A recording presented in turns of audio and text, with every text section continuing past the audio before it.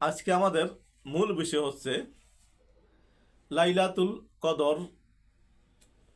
লাইলাতুল কদর অথবা শবে কদর নামে আমরা জেনে থাকি।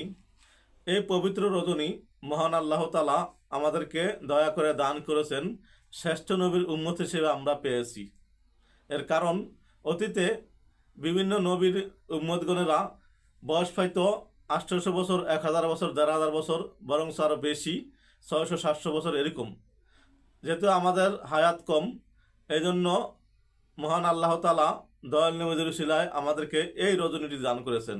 এই রজনীর বহু ফজিলত আমরা জানি, এখন আর বলার কিছু নেই, তাও সংক্ষিপ্ত কিছু বলতে হয়। 1000 মাসের চেয়ে উত্তম এই রজনীটি। এই রজনীটি আবাদত করিতে পারলে সেই সফল। তাই আমরা এই রজনীর কিছু বিশেষ বিশেষ আমল করব। অনুগ্রহ করে অবশ্যই সাবস্ক্রাইব করবেন এবং পুরো ভিডিও দেখার জন্য বিশেষভাবে অনুরোধ রইল। পুরো জিনিস দেখতে না পারলে জিনিসের স্বাদ বোঝা যায় না, তাই পুরো ভিডিও দেখবেন। লাইলাতুল কদরের বিশেষ আমলিয়াত। আমি গুনাহগার, একটি তরিকার মাধ্যমে আমার মুর্শিদ কারবার উসিলায় এটি জেনেছি, তাই আপনাদেরকে বলার চেষ্টা করব ইনশাআল্লাহ। আমাদের হচ্ছে তরিকা মাদিনা জামাত, নূরপুর খানকা শরীফ, দনিয়া, শ্যামপুর, ঢাকা। আমাদের মূল খানকা হচ্ছে মীর ওয়ারিশপুর, বেগমগঞ্জ, নোয়াখালী। তাহলে আমরা শুরু করি আমলের লিস্ট। সন্ধ্যার পর গোসল করা। গোসল করা শেষে 2 রাকাত তায়াতুল ওযু নামাজ পড়ব। প্রথম রাকাতে আয়াতুল কুরসি, দ্বিতীয় রাকাতে সূরা ইখলাস 3 বার পাঠ করিব।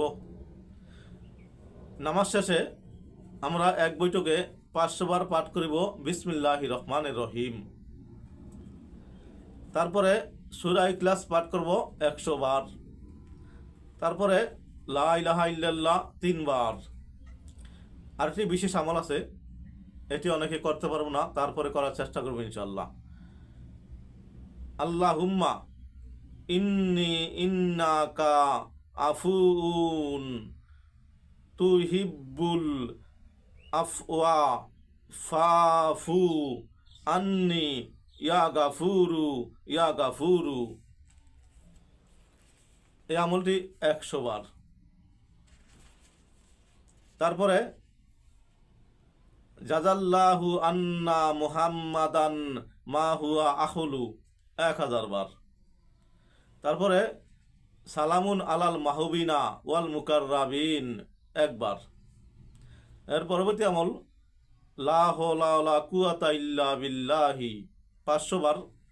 এর পরবর্তী আমল লা ইলাহা ইল্লাল্লাহু ওয়াহদাহু লা শারিকা লাহু লাহুল মুলকু ওয়া লাহুল হামদু ইউহু ওয়া ইউমিতু ওয়া হুয়া আলা কুল্লি শাইইন কাদির।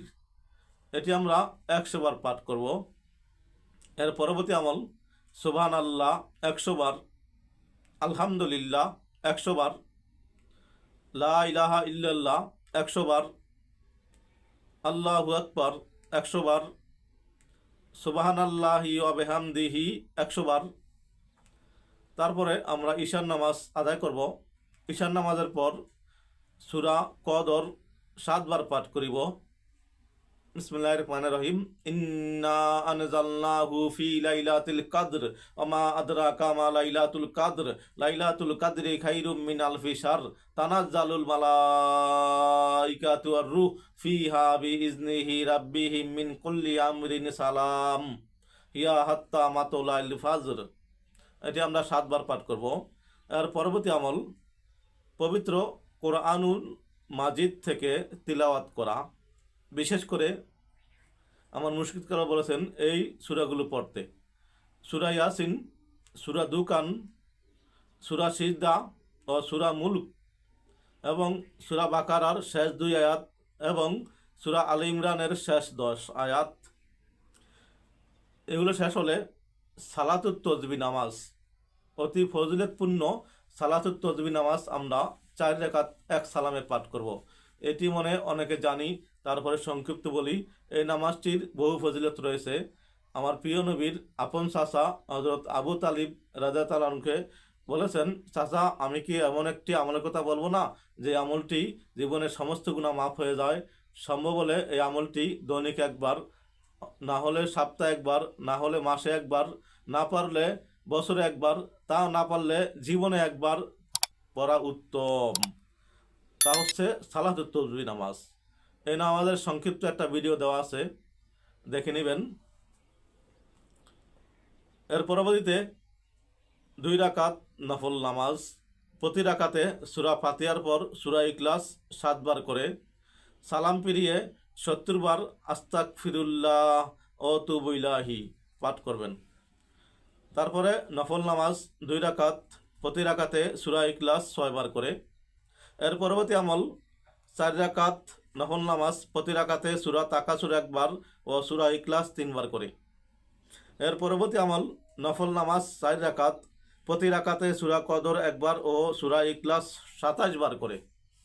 এর পরবর্তী সালাত নফল সালাত 4 রাকাত, প্রতি রাকাতে সূরা তাকাসুর 1 বার ও সূরা ইখলাস 11 বার করে।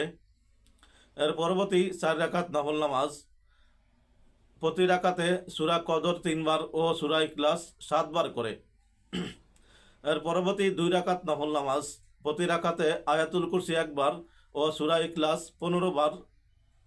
সালামের পর দোয়া ও মুনাজাত করবেন।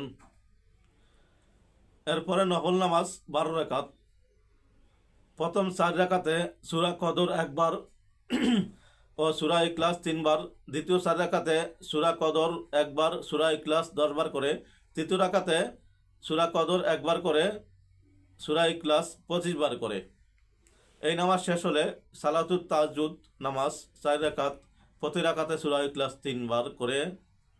বিশেষ দ্রষ্টব্য, আমরা দৈনিক যা ওজিফা করি তা থেকে ফজিলতপূর্ণ দোয়া ও তাসবিহ সমূহ পাঠ করবেন। সম্মানিত ভিউয়ার্স, আমরা যা কিছু শুনলাম যদি আমল করি ইনশাআল্লাহ নাজাতের ফয়সালা হয়ে যেতে পারে। তাই আসুন আমরা এই আমলটি করি। তা বিশেষ দ্রষ্টব্য হচ্ছে, এই রজনীতে পিঠ বিছানা লাগানো যাবে না, তাহলে আপনার এই রাত্রে আমলের ফজিলত কমে যাবে। তাই আসুন 1000 মাসের চেয়ে উত্তম এই রজনীটি আমরা করব। এই রজনীটি বিভিন্ন ওলামা মাশায়েখগণের মতে রমজানের শেষ দশকে তালাশ করতে বলেছে। শুনেছি সৌদি আরবে 10 তারিখ থেকে 20 তারিখ থেকে সরকারি ছুটি, কোনো কাজ চলে না, তারা এই 10 দিনের ভিতরে বেদর রজনী আমল করেন। 20 তারিখ দিবাগত রাত অর্থাৎ 20 রমজানের দিবাগত রাত এবং 22 রমজান দিবাগত রাত এবং